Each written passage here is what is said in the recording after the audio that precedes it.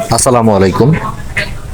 আলহামদুলিল্লাহ, অবশেষে আমাদের মসজিদের ভিতরে টাইলসের কাজ শুরু হয়ে গেছে। এই যে আপনারা ভিডিওতে দেখতে পাচ্ছেন, এই টাইলসগুলো আমাদের জাহাপুর মধ্যপাড়া জামে মসজিদে বসানো হচ্ছে।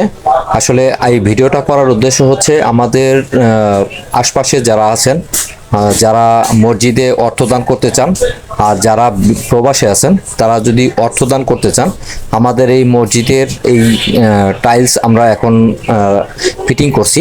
তবে যদি কেউ অর্থদান করতে চান তাহলে অবশ্যই আমার সাথে যোগাযোগ করতে পারেন, অথবা আমি একটা বিকাশ নম্বর দিয়ে রাখবো।